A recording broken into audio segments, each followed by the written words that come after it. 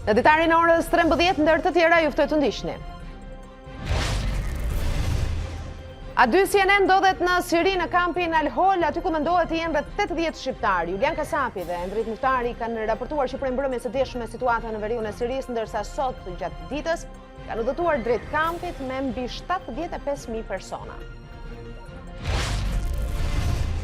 Inspektorati Kombëtar për Mbrojtjen e Territorit ka nisur shëmbjen e objekteve që preken nga projekti për zgjerimin e unazës së re. Banorët kundërshtuan aksionin e inspektoratit duke u përplasur me forcat e policisë. Kryeprokurori i ri do të emërohet brenda 30 ditëve, garanton kreu i KLP-s Gent Ibrahimi. Sipas tij, edhe nëse kuvendi nuk do të arrijë të votojë me konsensus një nga kandidatët që do t'i dërgohen nga KLP, ky institucion ka mekanizmin zhbllokues për ta përfunduar këtë proces.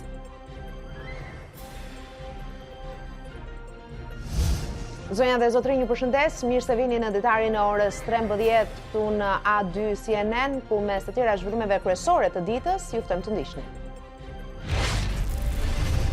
Niveli më i lartë i evazionit fiskal në ekonominë shqiptare, sipas ekspertëve, regjistrohet nga kompanitë e mëdha, ndaj fokusi duhet të jetë kryesisht tek audituesit apo kontabilistët e këtyre kompanive.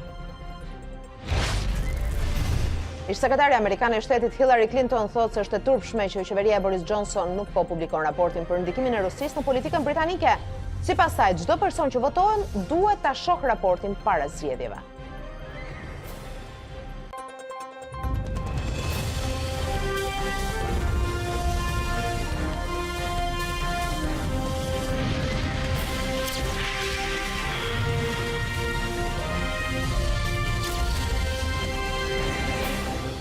A2 CNN ndodhet në Siri në kampin Al-Hol, aty ku mendohet të jenë rreth 80 shqiptarë. Julian Kasapi dhe Endrit Muftari kanë raportuar që prej mbrëmjes së djeshme për situatën në veriun e Sirisë, ndërsa sot gjatë ditës kanë udhëtuar drejt kampit me mbi 75.000 persona. Ne do të jemi në pritje gjatë transmetimeve tona të dëshmive të shqiptarëve atje.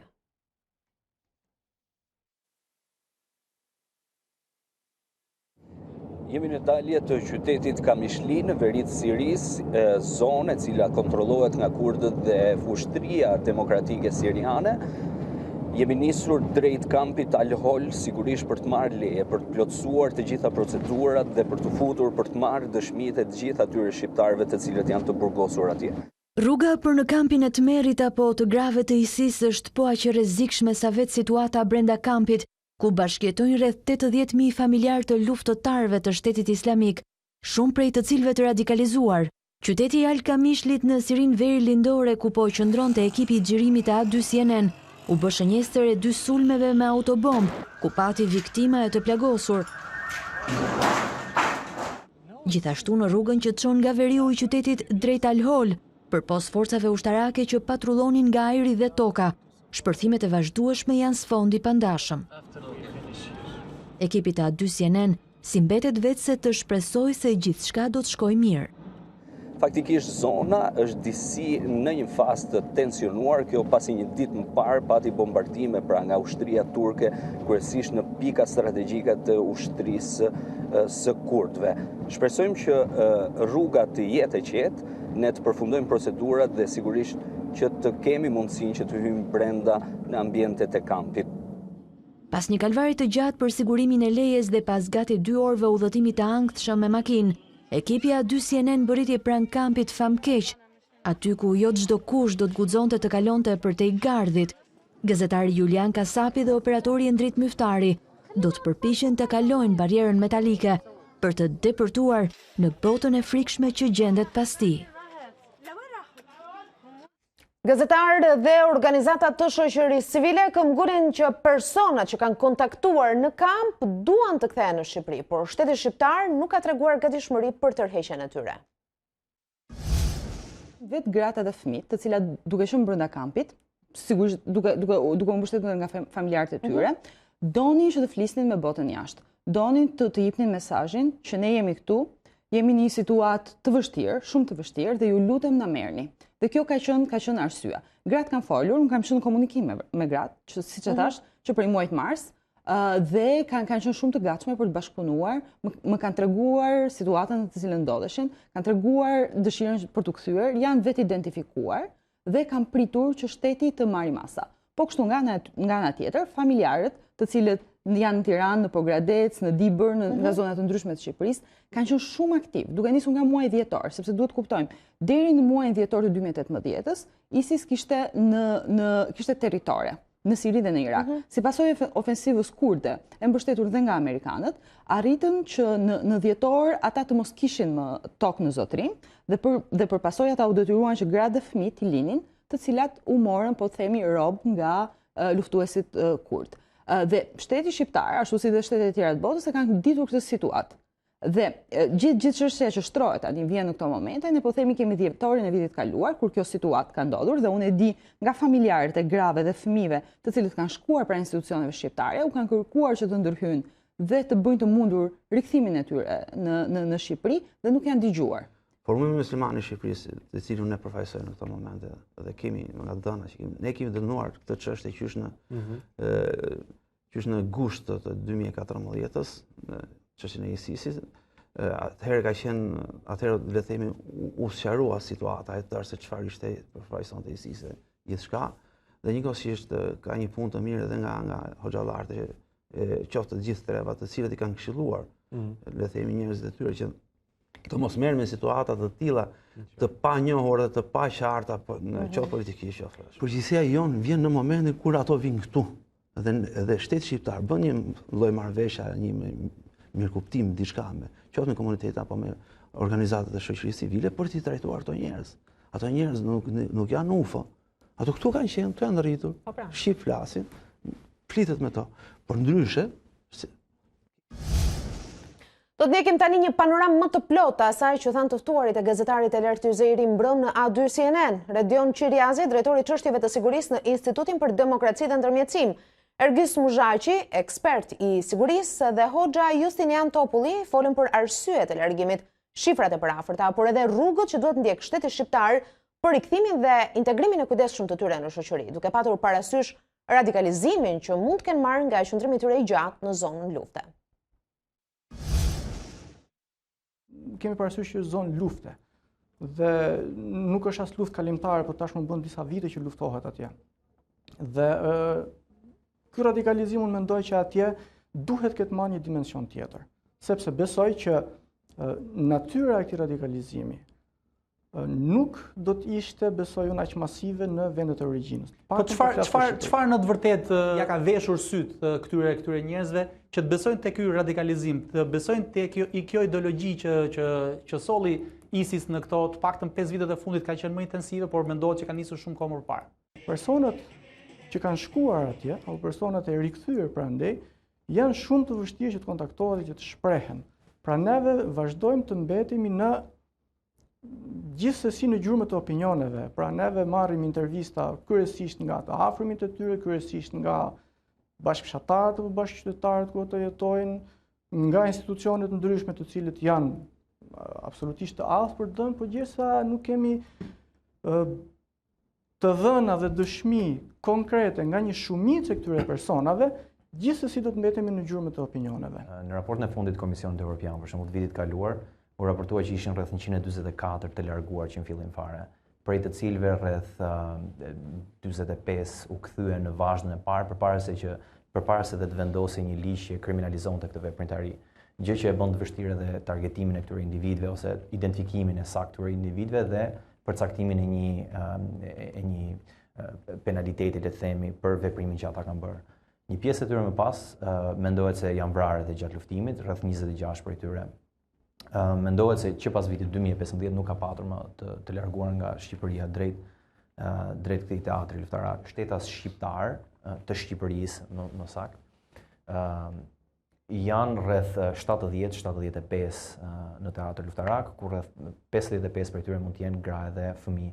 Po thash, për sa i përket shifrës së fëmijëve, unë jam personalisht pak skeptik, mendoj se është kam dyshime se mund të jetë më e lartë. Por jam i bindur që ata nuk kanë shkuar, po themi ne, për të vrarë njerëz të besimeve të tjera fetare, apo thjesht sepse nuk ishin besimtar musliman, por duke u nisur nga një ndjenjë humanitare, por jo gjithmonë qëllimi i mirë mjafton për të kryer diçka të mirë. Ajo që kam bindjen të këta njerëz është se ata kanë pasur një formim të mangët në rast të parë fetar, dhe prandaj dhe kanë rënë pre një lloj ideologjie e veshur me petkun fetar, por që në thelb ka një background politik.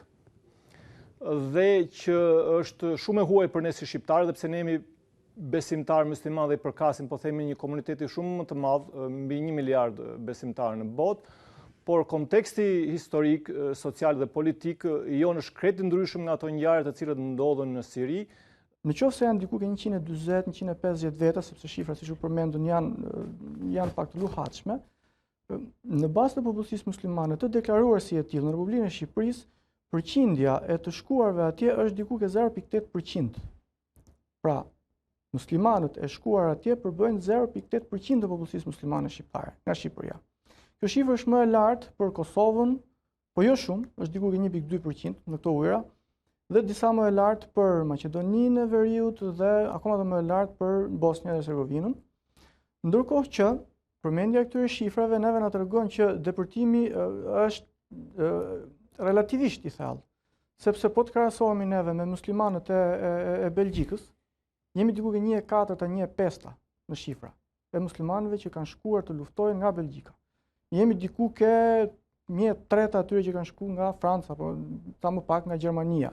Të bëhet një analizë vërtet e riskut se çfarë dëmi potencial mund t'i shkaktojnë sigurisë të vendit tonë nëse qëndrojnë atje apo nëse kthehen këtu.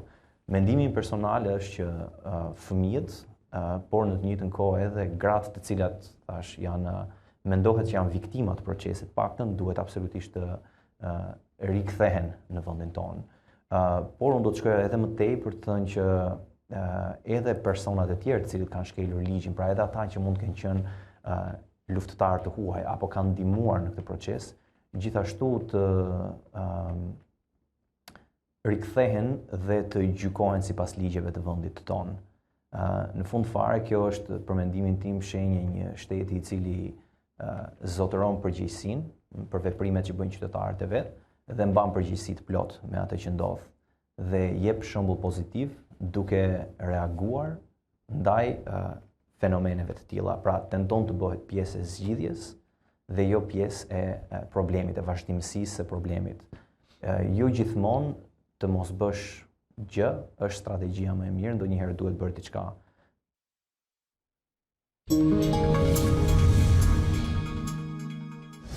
Do të vjen flasim për situatën në Siri dhe jo vetëm është bashkuar me mua në studion nënkryetarja e Komisionit të Integrimit zonja Senida Mesi. Mirëserdhë zonja Mesi, kënaqësi. Mirësevgjeta, faleminderit. Do ta nisim më njëherë me çështjen e Sirisë, të mbi 80 shqiptarëve të cilët gjenden në një prej kampeve të paktën, atë të Al-Holit, grupi i Nigjerimit ndodhet atje, nuk kemi ende informacione nëse kanë mundur apo jo të hynë brenda në kamp për të marrë ndoshta edhe historitë njerëzore apo zërin e të tjerë shqiptarëve që jetojnë atje. Sigurisht që përpjekjet për të shpëtuar Alvin Berishën ishin të suksesshme edhe pas ndërhyrjes së palës italiane, por ditët e fundit nuk kanë munguar kritikat ndaj qeverisë shqiptare. Ka dhe njerëz në ato kamp, ka shqiptar, gra dhe fëmijë kryesisht, të cilëve nuk i mungon dëshira për të kthyer në Shqipëri. A ka patur një mungesë vëmendje apo vullneti nga ana e qeverisë shqiptare për ta bërë këtë? Them të drejtën, vetëm kohë të fundit, një gjë e tillë është bërë publike dhe ishte pikërisht rasti i të voglit Berisha, ku mediat jo vetëm shqiptare, por dhe italiane u sensibilizuan me rastin.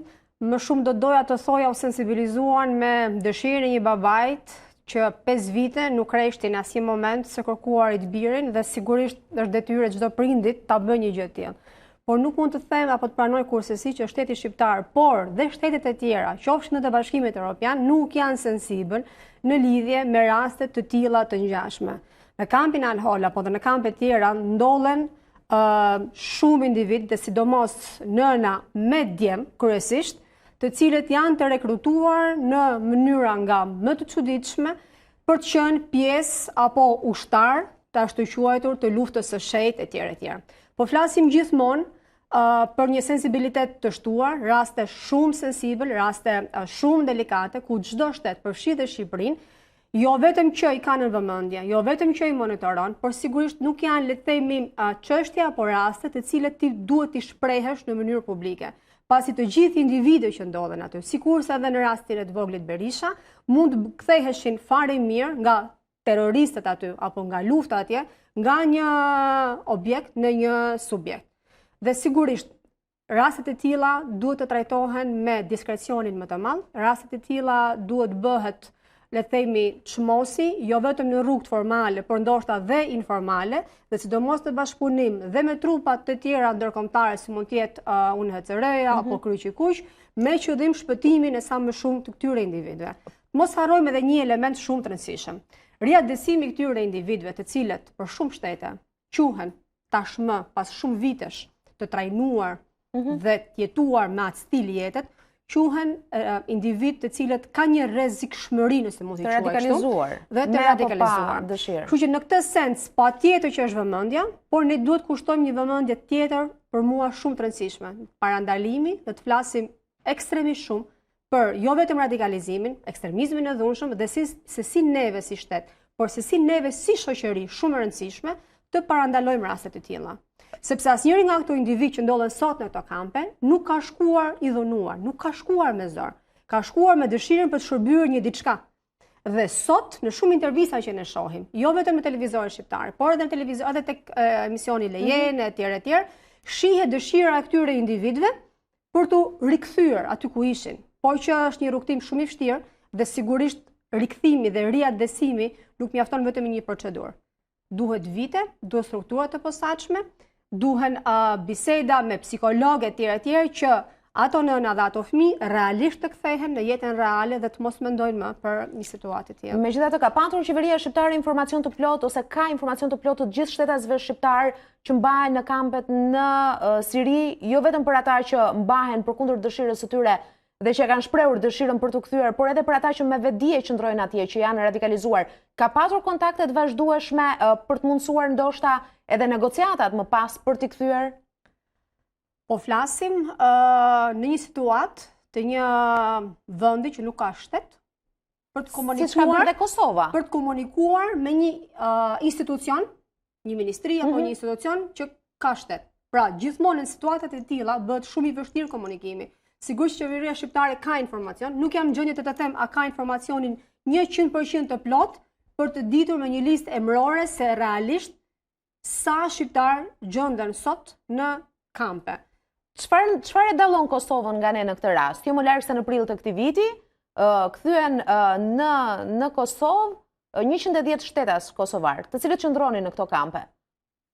Nuk ka se ka ndonjë, le të themi, pengesë, por thjesht janë operacione të vështira që duhet koordinimi mes shumë palëve, mes shumë shteteve dhe shumë organizmave për të riadësuar apo kthyer individ të tillë. Dhe si në rastin e Kosovës, por për çdo shtet tjetër, ju thash është jo thjesht e vështirë riadësimi, sa është e vështirë pastaj menaxhimi i situatës post riadësimit, që këto individ të jenë individ aktiv të shoqërisë dhe të jenë, le të themi, ato të cilët ishin para se të shkonin ato kampe. Mirë, le të ndalemi sërish te Kosova për këtë herë në një tjetër aspekt. Fundjavën e shkuar u mbajt në Ohër samiti i dytë mes liderëve të Ballkanit Perëndimor, një samiti i ideuar në fakt për 6 vendet e Ballkanit Perëndimor, por i paplot për faktin që Kosova nuk mori pjesë. Madje është paralajmëruar, të paktën duke i qëndruar fjalës presidentit Thaçi se as në samitin e Durrësit më 21 dhjetor nuk do të marrë pjesë. Një iniciativë rajonale e pakuptim të ka cilësuar zoti Thaçi këtë iniciativë, këtë takim apo samit? Tani Schengeni ballkanik ka një kuptim të veten nëse neve shohim gjithë Ballkanin Perëndimor në kuadër dhe të procesit të Berlinit dhe në procesin e integrimit të gjithë vendeve të Ballkanit Perëndimor në Bashkimin Evropian. Është thënë dhe është rithënë, nëse ne duam të tërheqim investitor të huaj, nuk janë atraktiv vendet tona të ndara me vete, nëse flasim për një investim miliona dollar tek një Shqipëri e vogël me 2.8 milion banor, apo tek një Kosovë e vogël me më pak se 2 milion banor. Po ta shohim rajonin si një i tërë me 20 milion banor, me specifika të ndryshme dhe me një nivel shumë më të lartë dhe të konsumatorëve, i bie që të jetë një treg shumë më atraktiv për çdo investitor të huaj. Mos harrojmë një element shumë të rëndësishëm. Stabiliteti politik dhe ekonomik i rajonit janë shumë të rëndësishme për zhvillimin e ekonomive të veçanta në rajon. Shqipëria e vogël nuk mund të astësi të rritet dhe të ketë një rritje të qëndrueshme nëse shihet e izoluar, duke filluar nga rajoni ku ndodhemi gjeografikisht dhe pjesë pastaj nesër e Bashkimit Evropian. Shumë e rëndësishme elementi i lëvizjes, le të themi, i 4 kolonave kryesore, i lëvizjes së lirë të njerëzve, të cilën e kemi dhe nuk kemi vetëm me Serbi. Lëvizim në Malin e Zi dhe në Kosovë me kartë identitetit, nuk lëvizim në Serbi me një kartë identitetit. Lëvizja e lirë madrave dhe shërbimeve, që për mua janë, le të themi, një pjesë e të njëjtës kategori, o lëvizje me import-eksport shërbimesh ose madrash, ku pengesat kryesore janë në pika doganore, ku të dyja palët bizneset duhet të presin dhe vetëm në kalkulim të orëve që presin maunet e mëdha në 2 pika doganore, janë miliona euro të humbura kosto për kompanit si rezultat i këtyre pritjeve. Dhe elementi tjetër i 4, sigurisht, lëvizja e lirë dhe e kapitaleve.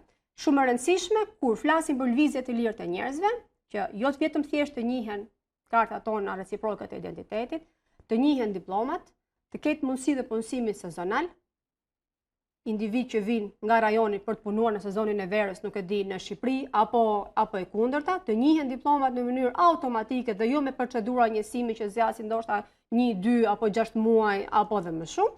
Pra, individet të kenë mundësi që në tregun e Ballkanit të lëvizin të lirë, sikurse nesër do lëvizin në pjesën e Bashkimit Evropian. E di që ka shumë skeptik, po kjo nuk është diçka që u bë sot. Ka filluar si proces dhe me 2 qeverit reciproke dhe të Kosovës dhe të Shqipërisë. Kosova në kuptoj shumë mirë që ka problematikën e mosnjohjes së Kosovës nga pala e Serbisë. Pra, një farë mënyrë edhe i mirë kuptoj dhe i kuptoj nga ana tjetër. Por më tepër që Serbia ka nisur edhe lobimin për të tërhequr disa shtete e njohjen e pavarësisë. Eksakt, nuk kuptoj pjesën tjetër të Kosovës ku jo detyrimisht qenia pjesë e Schengenit ballkanik e detyron atë të lidhin marrëveshje me Serbinë, po mund të lidhin marrëveshje bilaterale, pra jo multilaterale, me Shqipërinë. Ne kemi shumë marrëveshje të shkruara tashmë në letër, si rezultat i takimeve me të dy qeverive dhe fatmirësisht vetëm një pjesë vogël e tyre ka ecur dhe ka avancuar, pjesa tjetër është akoma në letër. Dhe unë do doja shumë që qeveria e re e Kosovës në këtë kuadër, le të themi, makroekonomik, të bëjnë, le të themi, hapa përpara në lidhje me heqjen e kufive me Shqipërinë dhe lëvizjen e lirë të njerëzve, sikurse është sot, por dhe të madrave. Kur flas të madrave, bëhet fjalë për njësimin edhe shumë certifikatave, sidomos në fushën e veterinarisë, certifikatat fitosanitare, të cilat gjithmonë kanë problematik kur bëhet fjalë për tregtim midis dy apo më shumë shteteve për ushqimet apo për gjëra gjallë. Mosprania e Kosovës, të paktën në 2 samitet e para të mbajtura mes vendeve ballkanike ka ngritur pikpyetje. Po mënjanohet Kosova nga pjesa tjetër e rajonit? Zoti Rama u shpreh i pa kuptim, pas një interes, pas një përfitim mosprania ose vetë përjashtimi i Kosovës. Mendoni se ka patur një rakordim mes qeverisë Tiranës dhe asaj në Prishtinë ose të paktën me presidentin Thaçi përpara këtij samiti, përpos faktit që kreu i qeverisë shqiptare kërkoi edhe një herë në praninë të zotit Vučić njohjen e Kosovës nga Serbia. A ka një distancim mes 2 qeverive të Tiranës dhe asaj të Prishtinës dhe po thellohet edhe më tej, le themi, kjo ndasi me këto samite? Tani kurajon e kryeministrit Rama ne kemi parë jo sot, po e kemi parë në një takim që për mua ishte një takim historik, ku në një konferencë përshtyp në mes të Beogradit, kryeministri Rama i kërkon qeverisë serbe njohje në Kosovës. Dhe besoj që gjithë shqiptarët kanë parë, edhe të Shqipërisë, po dhe të Kosovës, reagimin në atë moment të presidentit aktual Vučić, që hoqi kufjet dhe çdo kush dhe secili prej po priste çfarë do ndodhin tani. Ai s'ka rreshtur dhe s'do rreshti asnjëherë së lobuari personalisht, por edhe neve si shtet në përgjithësi, së lobuari për njohjen e shtetit të Kosovës. Në çdo takim, sikurse të ekzekutivit, por edhe në pjesën e diplomacisë parlamentare, le të themi, post komunikimeve bilaterale dhe gjërave që neve shkojmë, takojmë me marrëdhënie reciproke Shqipëri dhe pala tjetër, gjithmonë është pjesë e diskutimit njohja për ato shtete që nuk e ka njohur, ose kërkesa për ato shtete që e ka njohur dhe që i takojnë për të lobuar për njohjen e Kosovës. Vetë përjashtimin, sikurse e thash, është diçka që e vendos qeveria e re sot. I mirë kuptoj për faktin, sepse prioritare për ta sigurisht që është stopimi i lobimit për mos njohjen dhe sigurisht njohja e Kosovës nga ana e Serbisë. Pra parakushti për ta, si e gjykoj unë personalisht tashmë, është që parakushti është ju më njihni më parë si shtet, pa u hyrë në marrëveshje. Por kjo, sikurse ju thash, nuk duhet ta përjashtoj Kosovën dhe qeverinë e re të Kosovës të bëjë marrëveshje bilaterale, qoftë me Shqipërinë, qoftë me Maqedoninë, me Malin e Zi e kështu me radhë. Zonja Meci, përpara se të ndajemi dhe t'ju falenderoj që ishit në studion tonë, do doja një koment tuajnë për gjithçka po ndodh që prej orës 5 mëngjesit të sotëm në zonën e Astirit, në zonën e Unazës së Re, ka patur një përplasje të vazhdueshme mes banorëve dhe forcave të policisë. Në situata po duke sikur është më agravuar se ditët le themi që kanë kaluar, sepse nga njëra anë qeveria do të finalizoj projektin. Projekti është një mirë dhe një investim publik dhe shkon përtej interesit të individit, ku interesi i individit sigurisht po trajtohet me vëmendjen maksimale si nga qeveria ashtu dhe Bashkia e Tiranës. Dëgjova që Bashkia e Tiranës ende nuk ka ecur me disa nga procedurat. Nuk jam gjendje të them nëse pretendimet e banorëve për momentin të zonës së Astirit kanë të drejtë apo jo dhe sa ka ecur le të themi procedura. Di atë që fondet në dispozicion si nga ana e qeverisë ashtu dhe bashkisë janë aty dhe nëse ka le të themi ngërç në avancimin e këtyre procedurave, duhet të ecë me procedurë të përshpejtuar që gjithë banorët të marrin atë çfarë takon me qëllim që investimi publik të mos penalizohet. Faleminderit zonja Mesi që ishit me mua në studio dhe për opinionet tuaja.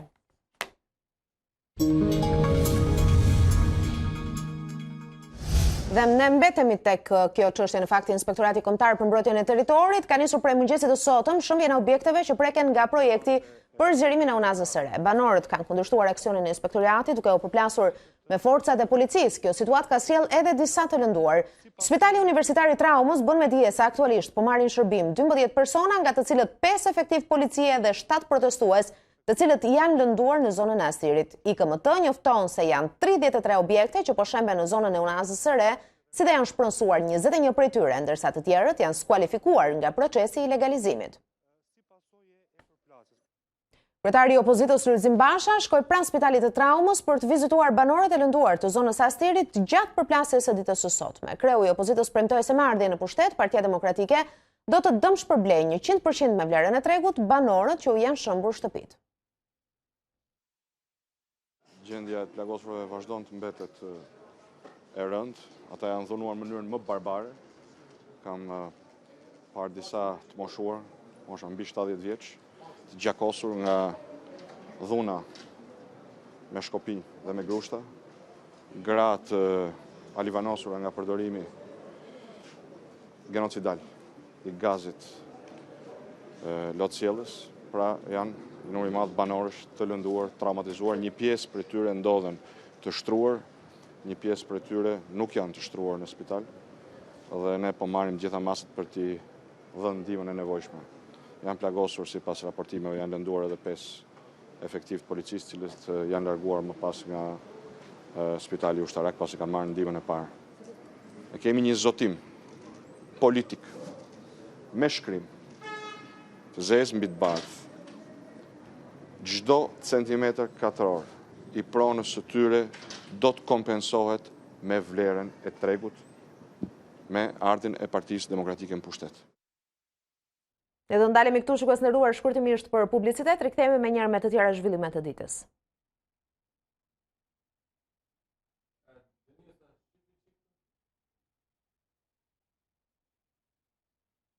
Every time you say goodbye, baby, when the sun won't play.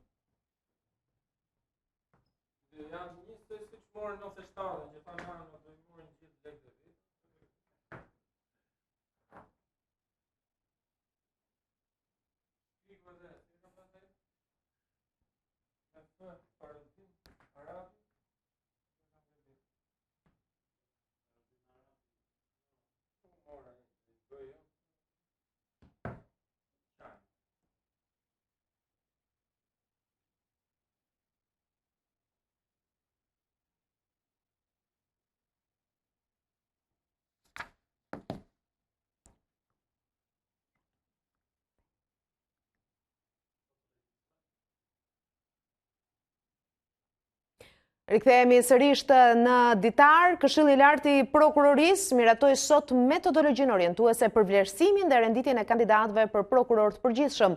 Sipas drejtuesit të Këshillit, Gent Ibrahimi, në fillim të dhjetorit pritet të përfundojë procesi për emërimin e kryeprokurorit. Ndërsa lidhur me strukturën e posaçme antikorrupsion, Ibrahimi sqaron se mund të nisë punën edhe pse me 8 anëtar dhe jo 10, siç e kërkon ligji. Ne nesër bëjmë vetëm intervista dhe pas nesërme do të mbarojmë pikëzimin, do të dërgojmë kuvendit listën e kandidatëve sipas renditjes. Në shumicën e situatave që kanë rregulluar ligjet e reja të reformës, ka një mekanizëm zhbllokues. Mekanizmi zhbllokues, siç e dini, është që në rast se kuvendi brenda 30 ditëve nuk arrin të sigurojë numrin e nevojshëm të votave, që janë 84 për emërimin e prokurorit përgjithshëm, kuvendi mund të emërojë edhe të tretin e renditur nga ne dhe të dytin, natyrisht edhe të parin. Shpresoj do bëj këtë të fundit. Por në rast se kuvendi nuk arrin të mobilizojë këtë numër votash, atëherë renditja jon prevalon edhe prokurori do të jetë ai që ne rendisim të parën. Kështu që në rastin më të keq, duke filluar 30 ditë nga e pasnesërmja, Shqipëria do të ketë prokurorin e ri. Data 25 nëntor ne do marrim vendimin për emërimin e 8 prokurorëve që mund të emërohen, pra të atyre 8 prokurorëve që kanë kaluar tashmë vetingun në prokurorinë e posaçme. Ne do të japim këtyre vendimeve të datës 25, mendoj, do të jetë në dorën e Këshillit kjo gjë, por mendoj që do të jap një efekt të vonuar me 2-3 javë për t'i dhënë mundësinë po Këshillit që të zgjedhë drejtuesin edhe administratës prokurorisë krimeve të rënda që të konvertohet për aq sa është nevojshme në administratë prokurorisë posaçme. Punën e prokurorisë posaçme nuk e bëjnë 10 prokurorët apo 8 prokurorët, e bën çdo prokuror. Kështu që në këto kushte shqetësimi për lishmërinë e veprimeve juridike të kryera nga prokurorët nuk ekziston.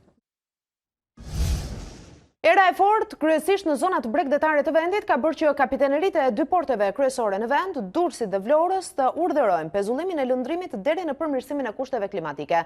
Linjat e lëndrimit mes Brindizit dhe Vlorës dhe bari Ankona me Durrësin nuk kanë funksionuar. Problemi janë hasur edhe në qafën e Llogaras, ku rrëzimi i pemëve dhe shtyllat e tensionit ka sjellë bllokimin e rrugës. Përkeqësimi i kushteve klimatike gjatë mëngjesit të kësaj të martë ka sjellë probleme edhe në lundrimin detar. Kapiteneritë e porteve të Durrësit dhe Vlorës kanë njoftuar pezullimin e përkohshëm të anijeve dhe peshkarexhave. Shkak është bërë shpejtësia e lartë e erës dhe dallgëzimi si në gjiret e Vlorës dhe Durrësit, ashtu edhe në det të hapur. Kështu kapiteneria e Vlorës njofton se nuk është nisur nga Brindisi trageti i linjës Brindisi-Vlorë. Në gjirin e Vlorës dallgëzimi shkon deri në 6-7 ball, ndërsa në det të hapur 8 deri në 9 ball. Thuajse e njëjta situatë paraqitet edhe në gjirin e Durrësit. Burime nga porti i këtij qyteti bëjnë me dije se tragedet që ishin parashikuar për të nisur mbrëmjen e së martës nga bari dhe Ankona në drejtim të portit të Durrësit, kanë pezulluar përkohësisht lundrimet, deri në përmirësimin e situatës së motit. Gjithashtu dhe tragedi i linjës Bari-Durrës nuk ka mbërritur mëngjesin e së martës, pasi nuk është nisur nga porti i barit. Shërbimi meteorologjik parashikon që në pjesën juglindore të detit Adriatik, shpejtësia e erës mund të shkojë deri në 110 km/h, ndërsa kapiteneria e portit të Durrësit është në gatishmëri për të shmangur çdo incident detar. Ndërkohë, për shkak të erës së fortë rreth mesditës, është bllokuar edhe aksi rrugor Vlorë-Sarandë në zonën e Llogaras. Shkak për bllokimin janë bërë rrëzimi i shtyllave të energjisë elektrike dhe pemëve. Autoritetet kanë bërë thirrje që shtetasit të shmangin kalimin në këtë aks.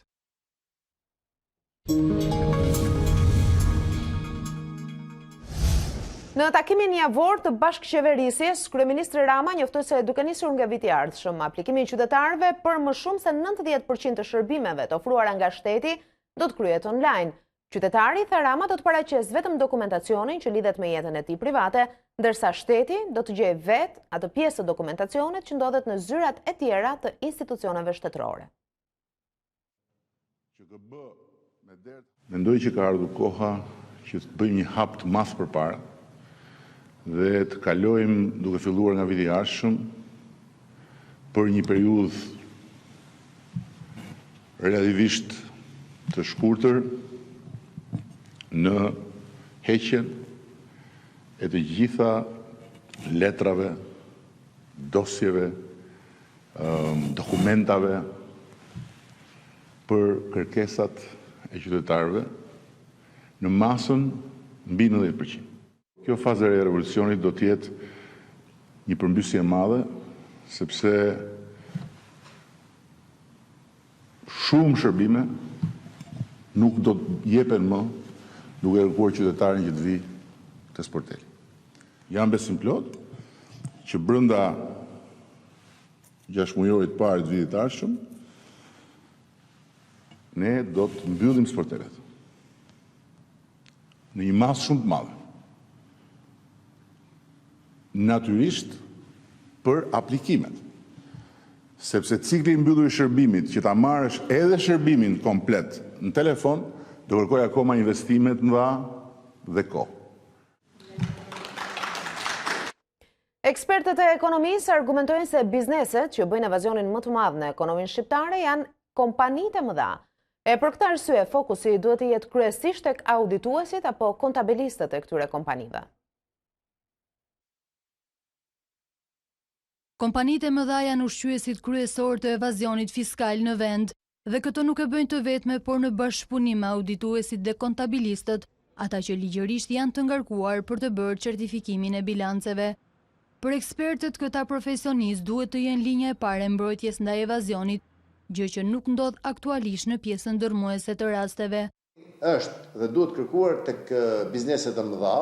Shqipëria karakterizohet në nivel i lartë informaliteti, pjesë e kontributeve të cilit është sa pa aftësia e audituesve kontabël, as edhe implikimet e institucioneve të tjera duke përfshirë tatime taksat. Konkluzioni që një numër prej tyre kontribojnë në rritjen e evazionit është një gjë e njohur.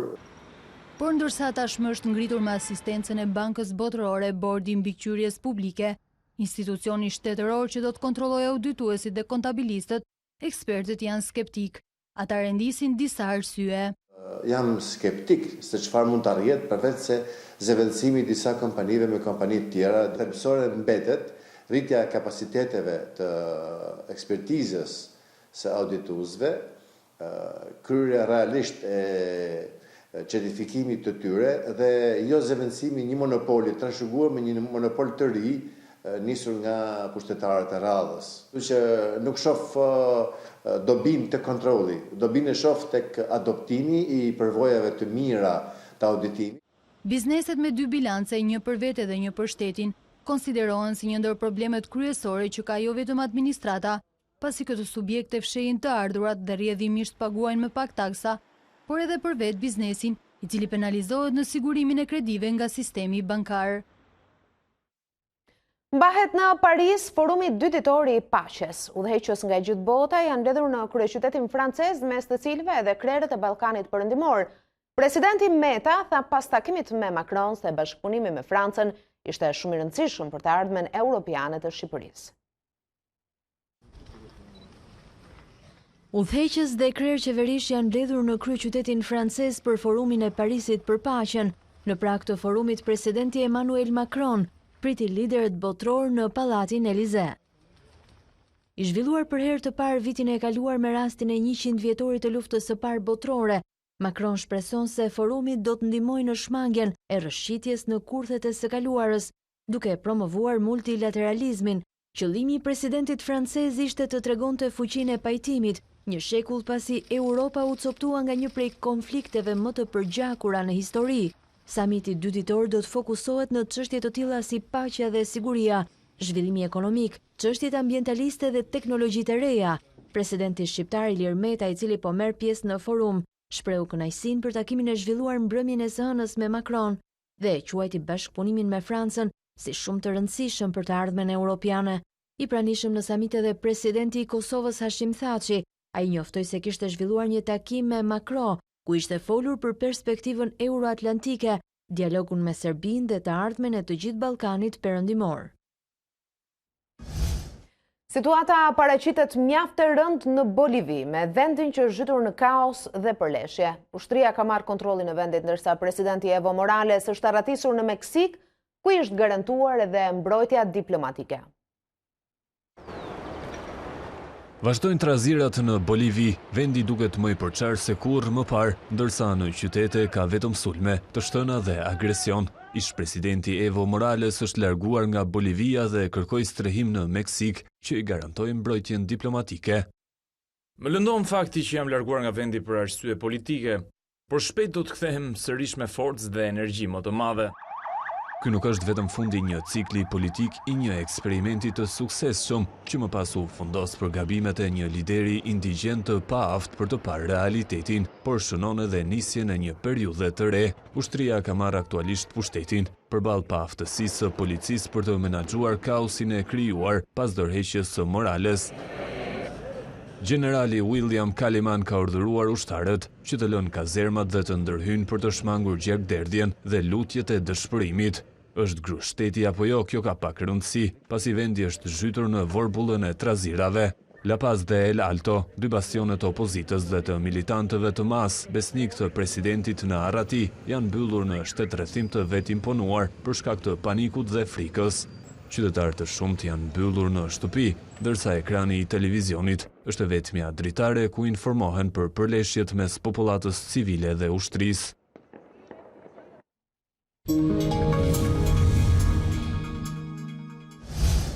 Prova generale të dielës së kaluar ishte testi formal për të treguar se arena kombëtare është gati. Pas ndeshjes së futbollit të femrave, për këtë u bindën edhe inspektorët e UEFA-s. Përpos detyrave të vogla për të zgjidhur, ata dhanë dritën jeshile që ndeshja Shqipëri-Francë të luhet në stadiumin më modern në vend. Çdo gjë duke i përfunduar sepse federata ka shitur biletat dhe ka ndarë ftesat për stadiumin e ri, aty ku i pranishëm do të jetë edhe presidenti i UEFA-s, Aleksander Ceferin. Nëse deri më tani Konfederata Europiane e Futbollit kishte nguruar të publikonte stadiumin ku do të luajë sfida 17 nëntorit, zyrtarizimi erdhi edhe në faqen zyrtare. Arena kombëtare do të inaugurohet me ndeshjen e fundit të kualifikueseve të Europianit 2020, ku kombëtarja Kuqezi do të pres kampionët e botës në fuqi. Ndërkohë Shqipëria ka nisur zyrtarisht përgatitjet për 2 ndeshjet e fundit kualifikuese të Europianit 2020, skuadra Kuqezi zhvilloi seancën e parë në Durrës me trajnerin Reja që nuk kishte në dispozicion grupin e plot. Sulmuesi Florian Kamberi, risialistës u servit me grupin, ndërsa munguan Bekim Balaj dhe Tomas Trakosha. Sulmuesi vuan një dëmtim të lehtë, por pritet të jetë në dispozicion të ekipit. Më shqetësuese është situata e portierit të Lazios. Trakosha nuk u servit pasi vuan një dëmtim në bryl, ndërsa është e paqartë nëse do të jetë në fushë për sfidën e datës 14 nëntor, atë me Andorën. Fati i Shqipërisë është se me Etrit Berishën të gatshëm, porta mbetet reparti, ku kombëtarja ka luksin e 2 titullarëve. Si gjithnjë ju kujtoj se për zhvillimet e ditës mund të na ndiqni në çdo kohë në faqen tonë zyrtare në internet @2cnn.com, sikurse mund të informoheni edhe përmes rrjeteve tona sociale. Ky është Ditari orës 13 këtu në A2 CNN. Faleminderit për vëmendjen tuaj. Bashkë mirupafshim.